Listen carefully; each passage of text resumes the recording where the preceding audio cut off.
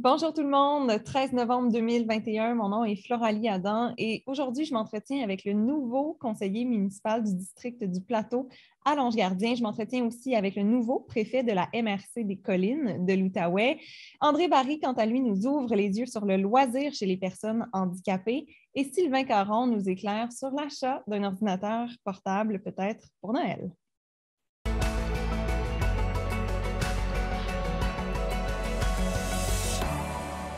Alors, pour débuter l'émission, on va faire le suivi sur les élections qui ont eu lieu dans la municipalité de Lange-Gardien.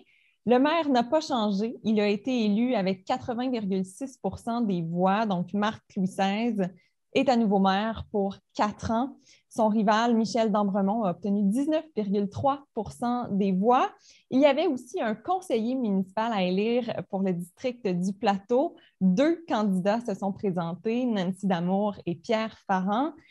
Et Pierre Farran a remporté cette élection avec 51,1 % des voix, Nancy Damour, donc 48,9 % des votes. 5 votes distançaient les deux. Alors, lutte très chaude. Alors, on va parler avec celui qui a remporté ce district du Plateau à Lange-Gardien, M. Pierre Farran. Bonjour. Bonjour, madame. Pierre Farran, comment vous vous sentez d'avoir été élu cette fois-ci là, en 2021? Parce qu'en 2018, il y avait eu une élection partielle. Vous étiez contre Nancy Damour aussi à ce moment-là. C'est Nancy Damour qui était rentrée. Alors, en 2021, maintenant, c'est fait. Comment vous vous sentez? Très bien. Je peux vous dire qu'en 2018, il y avait eu 2 voix de différence entre moi et Mme Damour, mais on était 4 candidats à ce moment-là. Là, entre moi et elle, c'était très chaud, très, très chaud, hein? Seulement 5 votes entre les deux, mais bien content d'être élu et de pouvoir travailler avec le conseil et travailler avec M. Louis XVI, sûr et certain aussi. Mm-hmm. Qu'est-ce qui fait que vous allez être un bon conseiller municipal pour Lange-Gardien? Je suis déjà sur certains comités à l'Ange Gardien. Développement économique, développement communautaire, il y a aussi Solidarité l'Ange Gardien qui, pour les personnes âgées, qui ont parti un nouveau programme pour Aide-moi, pour aider les personnes à rester à la maison le plus longtemps possible. Je suis trésorier pour eux autres. Je suis assez impliqué. Je suis aussi président du regroupement des gens d'affaires de la Basse-Lièvre et vice-président de la Chambre de commerce de Gatineau. Je suis assez impliqué au point de vue économique. Je pense que je pourrais donner un coup de main, en tout cas, essayer de donner un coup de main au conseil municipal pour faire développer la municipalité. Mm-hmm. Mais est-ce que vous allez avoir du temps pour vous impliquer vraiment comme Oui. conseiller? Vous avez Vous beaucoup savez, d'implications, là. j'ai une entreprise et c'est sûr, certain que mon entreprise, ça fait 8 ans. Là, je commence à être un peu plus, excusez-moi, on dit d'avoir des air miles, d'être lousse. Fait que j'ai Qu'est-ce que vous avez dit? avoir du temps De lousse. de lousse pour être capable de travailler avec la municipalité. Là, habituellement, le lundi, mardi, mercredi, je ne travaille pas.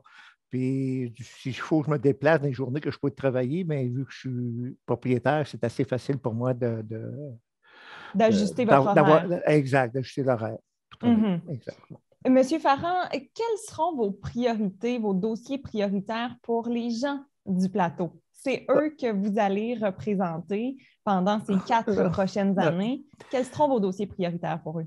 vitesse, les chemins, ça, c'est sûr, certain. Je veux baisser la vitesse dans les zones domiciliaire à 40 km. Il y a beaucoup de jeunes enfants, nouvelles familles, il y a beaucoup de développement qui se fait. Les chemins sont, enfin, certains qu'on va asphalter, qu'on va essayer d'asphalter ceux qui sont en développement et aussi réparer et asphalter ceux qu'on a déjà parce que ça a été, disons qu'ils ont besoin d'être remis à neuf. Mm-hmm. Et pour la municipalité de Lange-Gardien, davantage là, globalement, quelles seront vos priorités? Développement économique, laisser les taxes au plus bas taux qu'on est capable de les laisser, de ne pas trop augmenter. Je Elles sont pense que déjà basses, par contre, à Lange-Gardien. c'est ça, justement, il faut les garder basses. Ça emmène du monde qui s'en viennent développer, qui viennent construire chez nous, ça emmène du monde. Il y a aussi le projet de Chamboisé aussi que je veux jeter un coup d'œil dessus. Et c'est à peu près ça, je te dirais. Puis, comme je t'ai dit, les taxes, le point de vue économie, développement, tout ça, je suis comptable de formation, fait que j'ai une bonne connaissance en comptabilité, fait que je pourrais aider la municipalité, je crois. Mhm. Chaque conseiller municipal de l'Ange Gardien doit siéger là, sur différents comités. Avez-vous déjà un aperçu d'où est-ce que vous allez devoir siéger comme président puis comme Non, non, membre? je n'ai aucune idée. Comme je faisais partie du développement économique et développement communautaire, je connais déjà le chose, mais que ça s'aille sur les comités qui voudront, je n'ai aucun problème avec ça. Mhm. Alors, je crois que c'est bien le maire, le Marc Louis XVI, qui va vous donner plus d'indications par rapport à ça dans les Exact, prochains jours. exact. Monsieur Farran, merci et félicitations pour cette élection. Vous êtes très gentil. Au plaisir. Au plaisir de se rencontrer en présentiel. On va avoir la chance de jaser un peu avec. Absolument. Dans le cadre de l'une ou l'autre de vos fonctions, ce sera un plaisir. Au revoir. Merci, merci beaucoup, madame.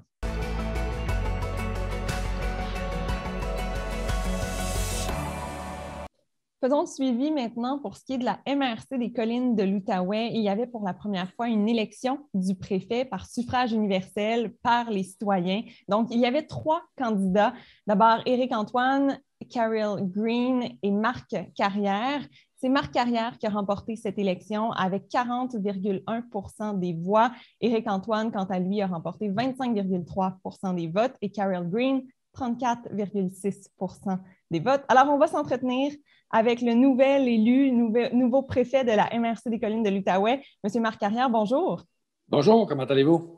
Ça va bien, merci. Et vous, comment vous sentez-vous là, quelques jours déjà après avoir été élu? Très heureux, en pleine forme. J'ai déjà commencé à regarder différents dossiers puis à parler avec différents intervenants. Alors, je suis très, très content avec le nouveau défi qui m'attend. Oui, donc vous avez déjà commencé le travail, mais est-ce que votre travail est différent comme préfet maintenant par rapport au travail que vous avez effectué comme préfet là, entre 2000 et 2008? Si je ne me trompe pas, c'est dans ces années-là que vous avez déjà Oui. été préfet de la MRC des Collines. Est-ce que les enjeux ont changé en près de 15 ans? Mais les enjeux ont changé, ont évolué, oui, mais pour ce qui est du travail du préfet, en grande partie, ça reste le même. Ce qui est intéressant, c'est que maintenant, je crois que le préfet a une légitimité supplémentaire car il est élu par l'ensemble des citoyens. Puis également, la tâche, je vais m'en charger à temps plein. Donc, je ne serai pas à la fois maire, à la fois préfet. Donc, c'est ce qui vient faire en sorte, je crois, qu'il donne une légitimité supplémentaire. Donc, effectivement, les enjeux, il y en a qui se ressemblent quand on parle de sécurité publique, développement économique. Toutes ces choses-là, ça a évolué, mais ça reste quand même sensiblement les mêmes. Mais la population, elle est plus nombreuse, par contre, maintenant. Là, en 2021, là, vous êtes à plus de 50 000 habitants, je pense, dans la MRC des Collines. Hein? Oui, tout à fait, plus de 50 000 habitants. Effectivement, la MRC des Collines vit une croissance démographique depuis près de 30 ans. Moi, j'ai commencé en 92 là, à Val-des-Monts et la population de Val-des-Monts et de l'ensemble de la MRC des Collines, de chacune des municipalités, a beaucoup évolué, là, doublé et des fois plus que doublé en l'espace de 30 ans. Donc, ça amène des enjeux supplémentaires. La question de l'urbanisation des services que la population a besoin. Donc, effectivement, là, on est la couronne nord de la ville de Gatineau, donc il y a beaucoup de gens qui viennent s'établir pour la qualité de vie, pour élever leur famille, etc.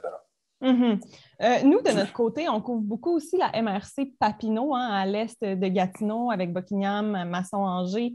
Vous avez d'ailleurs été directeur du développement à la MRC Papineau dans les 2 dernières années, là, depuis 2019, donc suivant votre défaite là, en 2018 dans Chapelot. Là, après, vous avez été embauché comme directeur au développement donc à la MRC Papineau. C'est quoi la différence des enjeux, vous diriez, entre la MRC des Collines puis la MRC Papineau? Je vous le demande parce que là, vous les connaissez, je pense, aussi les enjeux de la MRC Papineau. Bien, il y a des enjeux qui se ressemblent. Il y a toujours des enjeux qui sont les mêmes. Là. Tu sais, la question, là, quand on regarde, là, quand on prépare des budgets au niveau des MRC, des municipalités, c'est les services aux citoyens.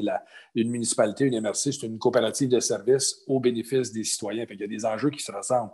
C'est clair que l'enjeu d'urbanisation, l'enjeu de la croissance démographique est vécu beaucoup plus grande au niveau de la MRC des Collines.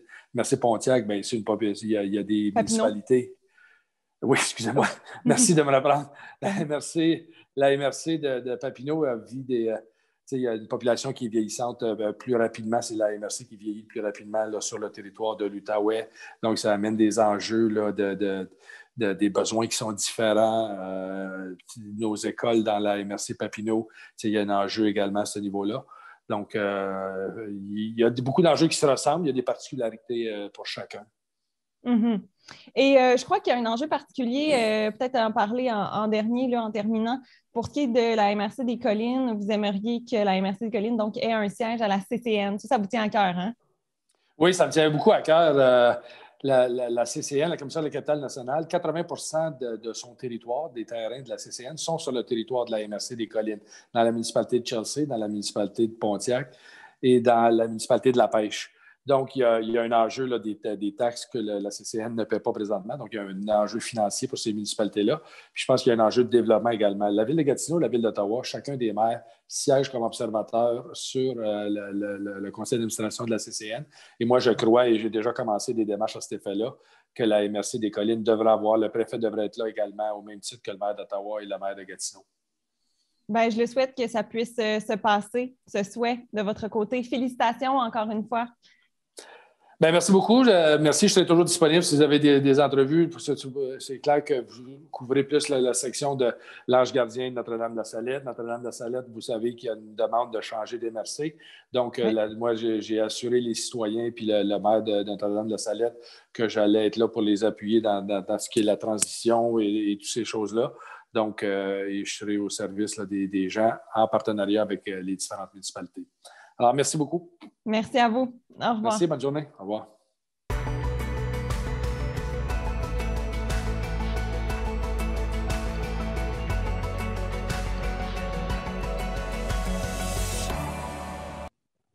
Parlons loisirs maintenant. Les personnes handicapées vivent une situation bien particulière. Hein? Faire des activités pour eux, c'est différent que pour la population en général. Alors, on va en parler avec l'agent de développement chez Loisirs Sport Outaouais, André Barry. Bonjour.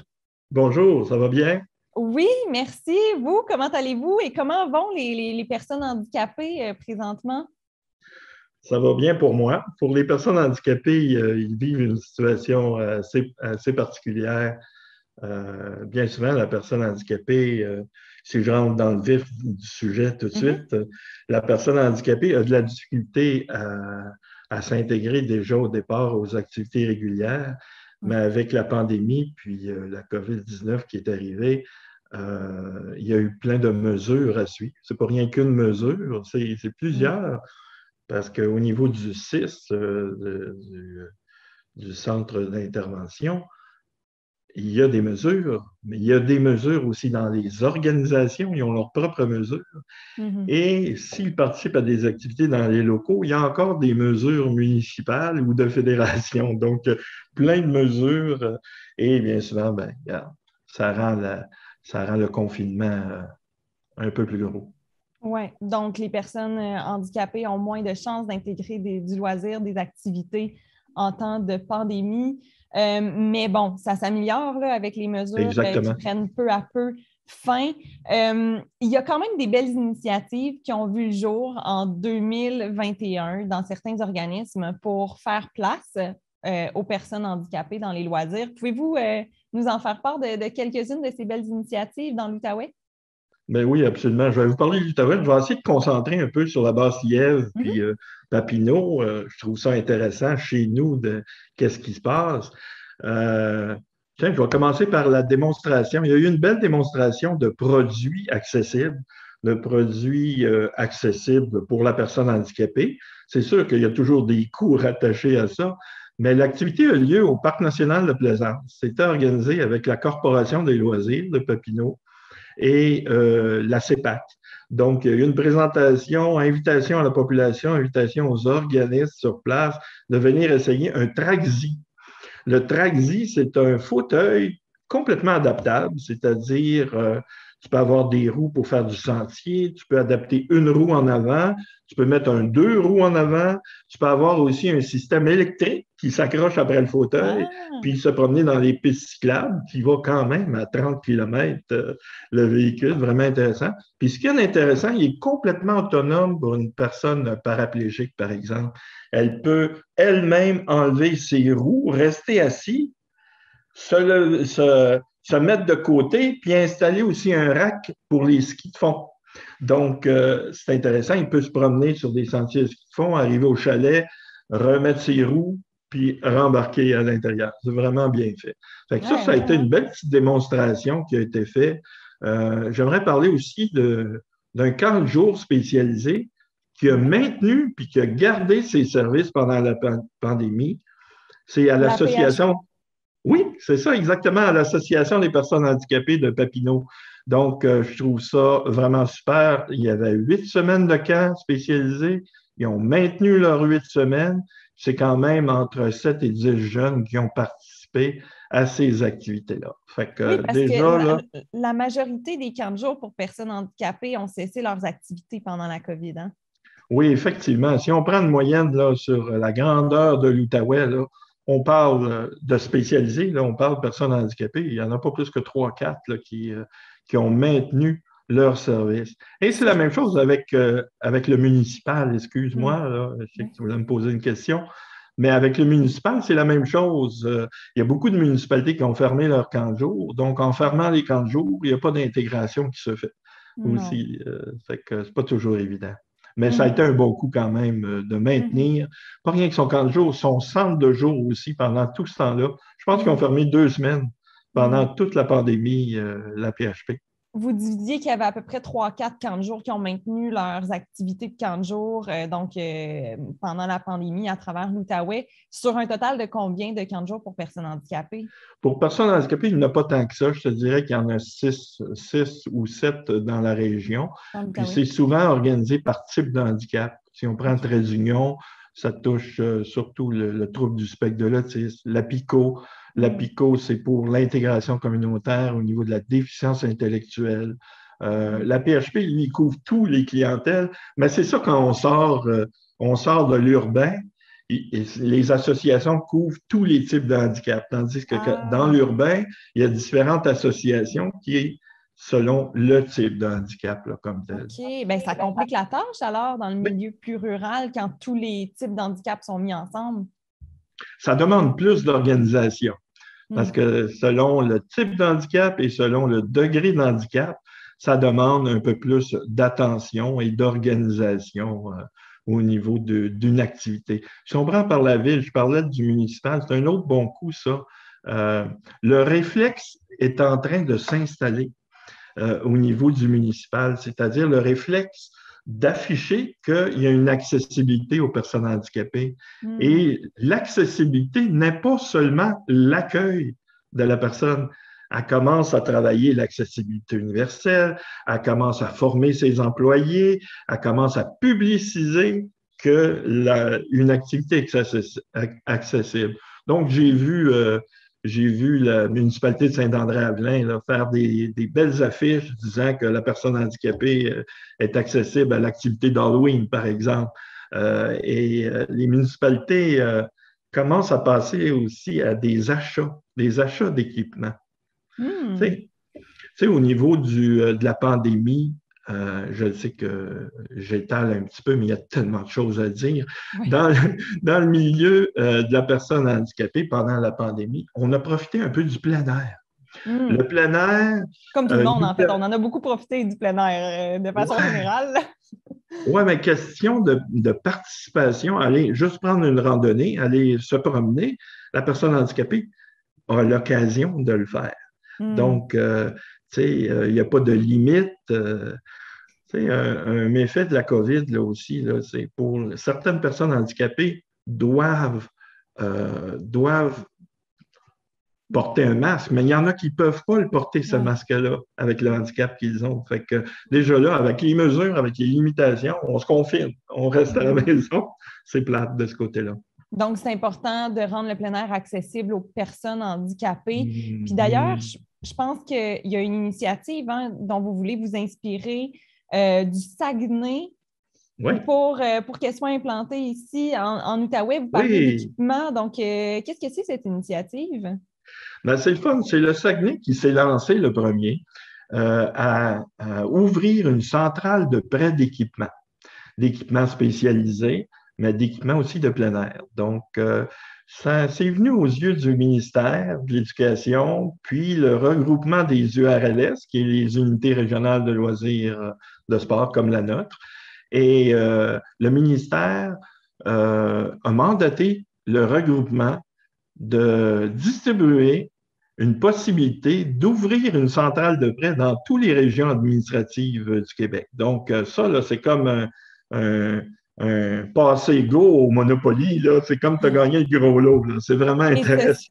Et ce sont donc des équipements que les personnes handicapées vont pouvoir utiliser pour aller faire du plein air, par exemple. Exactement. On a commencé une collaboration avec le relais plein air du parc de la Gatineau, le relais plein air Outaouais, pour qu'il soit le partenaire justement dans tout ça, parce que c'est un partenaire naturel. Il y a déjà l'entreposage, il y a déjà de l'équipement pour le ski de fond, des vélos, etc. Donc, on pourrait avoir une hippocampe, par exemple.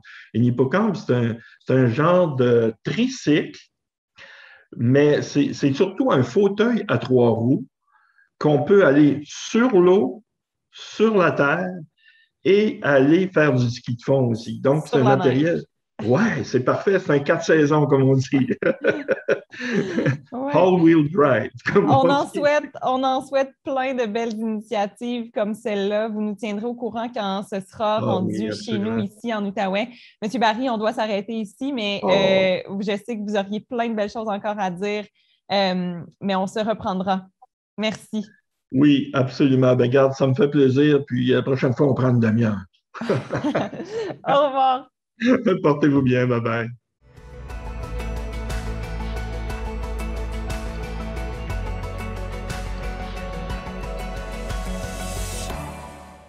Et on rejoint Sylvain Caron. Bonjour, Sylvain Caron. Bonjour, Floralie. Sylvain Caron, il y en a qui voudront peut-être s'acheter un ordinateur portable pour Noël, mais il y a tellement de choix. Comment on peut faire pour s'y retrouver? Bien, il y a beaucoup de variantes, c'est sûr, et pas mal tout le monde est là. On s'entend que toutes les compagnies veulent avoir leur part du marché. Il y a plusieurs catégories aussi. On va commencer par les catégories plus de base. On va y aller par montant d'argent, bref. Donc, on va parler des Chromebooks. Il y a beaucoup d'annonces ces temps-ci à la télé, un peu partout, pour les Chromebooks. Mais les gens se demandent qu'est-ce que c'est qu'un Chromebook. Et puis, dans le fond, c'est un ordinateur portable, généralement avec un écran un peu plus petit que ce qu'on est habitué de voir. On parle de 12 pouces, un peu plus, c'est un petit peu plus gros qu'une tablette avec un clavier, si on peut dire ça. Et c'est principalement pour accéder au service de Google, qui est le fabricant de Chrome OS, qui est le système d'exploitation. Au lieu d'être Windows, c'est Chrome OS. Et ensuite, eux vont prioriser une machine qui est de base, je dirais, avec des composants qui sont très, je dirais peu performantes, mais aussi peu onéreuses. On peut avoir un Chromebook facilement dans les 200 $. Ah, 200 $, hein, mon Dieu, oui, non, c'est pas cher. C'est pas tellement cher. Sauf que tout est sauvé sur la toile. Donc, ça peut être un peu intéressant si on a un accès à Internet, mais pour ceux qui n'ont pas d'accès à Internet, souvent, c'est un petit peu plus dur. C'est-à-dire qu'on doit avoir Google Drive, là, par exemple. On ne peut pas avoir la suite OpenOffice. Non, c'est ça. Et toutes les applications, c'est des applications qui sont développées pour cette plateforme-là.